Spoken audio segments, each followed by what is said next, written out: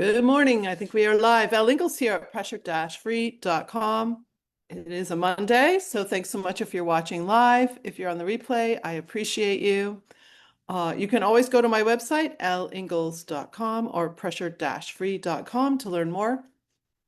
I thought what I would do this week is go through what I refer to as the ABCs of pressure-free living. So the ABCs of pressure-free. And one of the reasons that I created these ABCs is to make it easy for people to start to understand what is causing us to trigger the stress response and how can we stop it sooner. And also, what are we aiming for? So starting with the A's are the affects or the emotions that can very easily cause us to trigger fight or flight. And of course, there's going to be other emotions and words that fall into this category. But they can fall under these A's if you think about it. So the first A's are anger. Anytime we feel angry, anytime we feel annoyed. So if you think about annoyance and anger, they kind of fall on a continuum. So you're, a little bit annoyed, then full hot angry. So it falls on a continuum in terms of the level of heat we feel.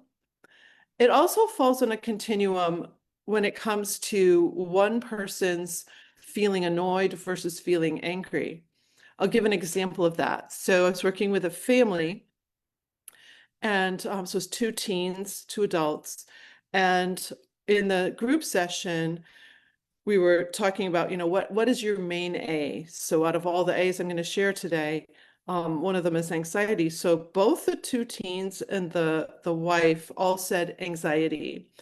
But the father, he said annoyance. And they all started to laugh.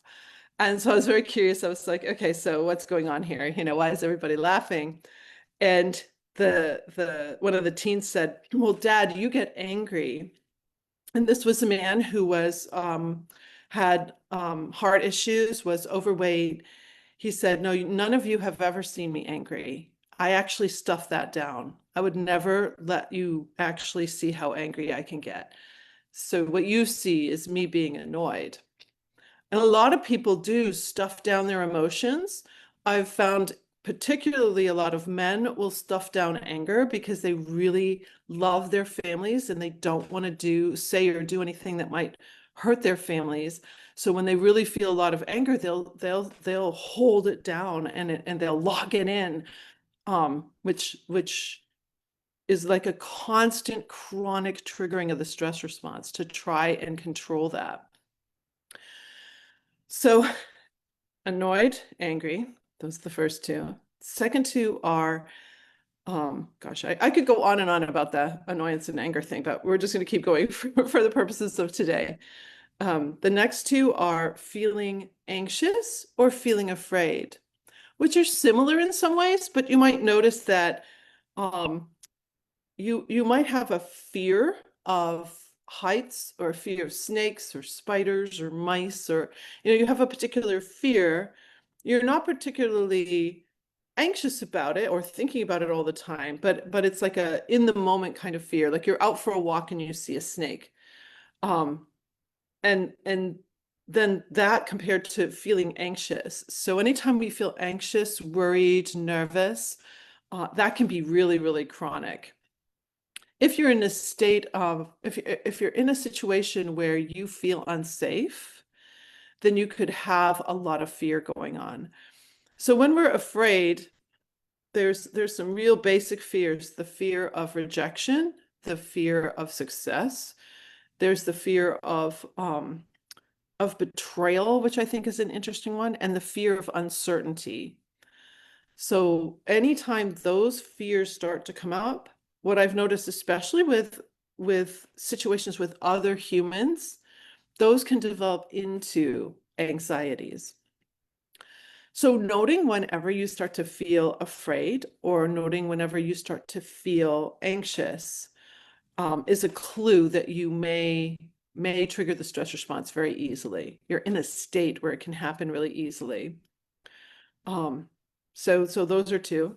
Let's go to the next one, which is an interesting one. It's shame. So anytime we feel ashamed, like you make a mistake, you're late, your project deadline, you miss your project deadline, um, any sort of moment where it actually can be a memory too, like you're ashamed of something you did in the past, and it's just this burden and this weight on you. Guilt and shame.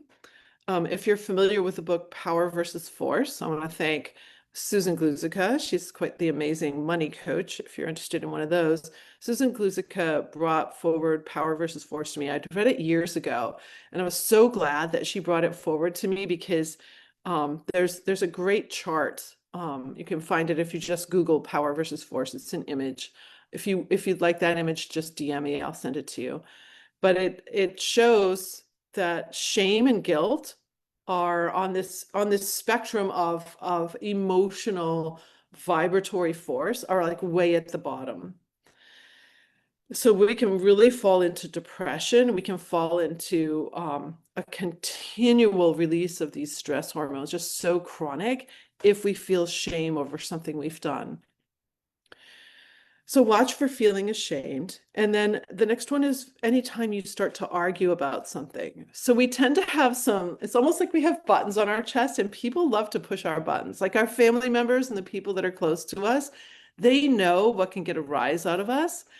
I don't know what it is about humans, but we seem to like to poke at those buttons and see someone get a little bit out of control. I'm not sure how that fits in the scheme of our life when we were all tribal, or what that's all about, or it's kind of a macabre humor.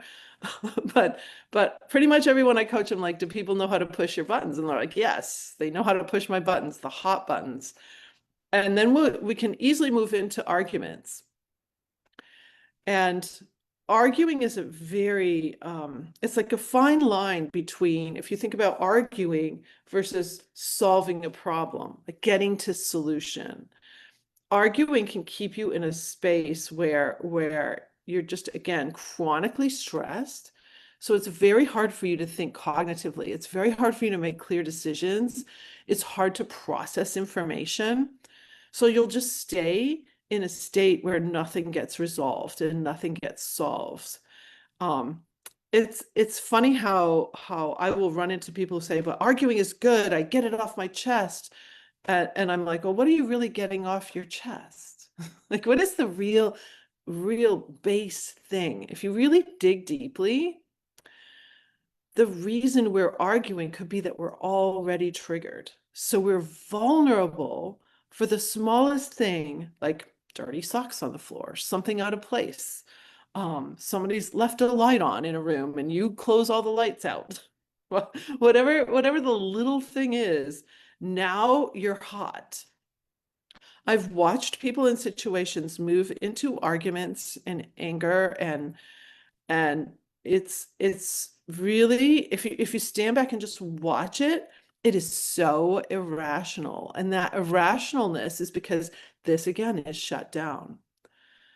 So the difference is when you wake up in the morning and you don't trigger the stress response, like first thing, like most people do, you have your faculties to be able to make choices and decisions and to think far more cognitively, to decide, is this something to be worried about? Is this something to be anxious about?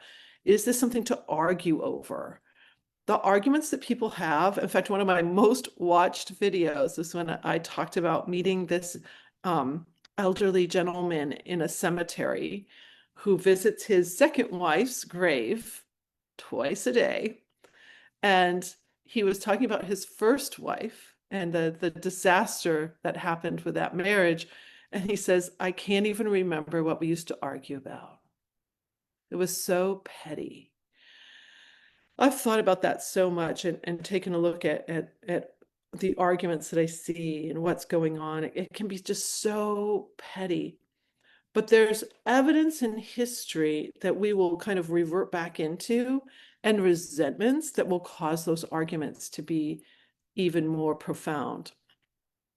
Plus, a lot of times we start arguments and it's not the actual source of whatever it is that is causing us this emotion, it's something that happened earlier in the day. So you might come home really stressed from work, and then all of a sudden you're arguing about money with your partner. And it's so unreasonable, but you just can't help yourself. I hear this a lot too, like, I just can't help myself, or this is just the way I am, or this is my culture. This is how we do things. And whenever I have a client like that, I just hold space in my heart to think, okay, let's just see what happens once they start to gain control over the stress response. And just see what happens. So one of the first things I'm working on with my clients is learning how to identify those emotions, like what's causing us to feel those emotions. For example, tech for me is a huge annoyance if I press a button and it doesn't work, or I'm on an important Zoom call and my internet goes out. Right? It's like the smallest thing with tech used to, and I'm still prone to it, be something that would instantly cause me to trigger fight or flight out of pure annoyance. I've spent all this money on this setup. I have the most expensive Wi-Fi I can have. And then if it doesn't work, it's just an instant trigger for me. So sometimes the notifications on people's phones, the sounds it makes, the alarms, um, it can be so many of those things first thing in the morning. So another thing you can do is just really look at that first part of your morning, because most people in our culture will trigger the stress response within that first hour. And so now for hours, you're under the influence of these hormones. And it'll be really easy to trigger again and again. So you start your commute to work, or start setting up your office if you're at home. Whatever you're doing next, if some little thing doesn't go quite right, you'll probably trigger again. So you're in this constant flux of this. There's a lot of roller coasters going on. There's the emotional roller coaster going on. This is a hormonal roller coaster going on. So you got a lot that you're having to deal with on a physical and mental level. So that's why you can be so exhausted by the end of the day, but you weren't doing anything that physical.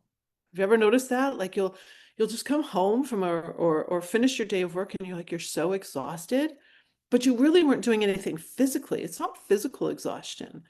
But if you trigger the stress response, your entire every one of your bodily processes is having to work overtime. It's having to deal with all these hormonal releases, 2 different floods, and now multiple floods if you continue to trigger. So your body isn't in a great state to be healing, to be processing food, to be doing anything. So that's why you're so tired. And that's why you might have difficulty sleeping. I'm going to go back to anxiety just for a moment to close out. So the first flood of hormones goes out. Those are catecholamines. You'll hear everybody talking about cortisol, but if they don't talk about catecholamines, you're only getting half of the picture. That's the first flood. Adrenaline, noradrenaline, dopamine releases from the center of the adrenal gland. That gives you all that power to fight or run away. It's also why people can be addicted to all these emotions, because you're getting a hit of dopamine. Addicted to drama, addicted to adrenaline. Hello, I'm an adrenaline addict. I certainly was. So that first flood goes out. When the second flood goes out, those are glucocorticoids. I'll just call it cortisol, because everybody else is hydrocortisone and cortisone. So when those go out, to fix the cells that we damaged and just caused a lot of problems with during that first flood, it's actually going to fix a lot of things. So we want it. However, one of its side effects is that you can feel anxious for no reason. Feeling anxious for no reason. That was a breakthrough moment when I taught that to one of my clients who'd been in chronic anxiety for 2 years. And they immediately noticed, okay, so if I don't trigger this flood isn't going to go out. And like half of my anxiety is going to go away. Let's just see what happens. In 2.5 weeks, she broke her anxiety that she'd had for 2 years. Despite every therapy she had tried and medication and everything else, she was still triggering the stress response. She didn't know. So once she got a handle on that, and once she understood the science of it, that's what I just kind of geek out about, is the science of the biology of the stress response, not our emotions. I see so many coaches focusing so much on the emotions. The emotions to me are a clue. The emotions that I mentioned here, the A's, so angry or annoyed, anxious or afraid, ashamed, or anytime we argue. To me, those are all a clue that we either have already triggered the stress response or we're right on the edge. And it's so easy to when we start to feel those emotions. So those are the A's of pressure-free living. Tomorrow we'll do the B's, but that just gives you a little glimpse of what to start to notice in order to start stopping the stress response from releasing all those hormones in you. So I wish you a great pressure-free day, and I'll see you tomorrow. Bye.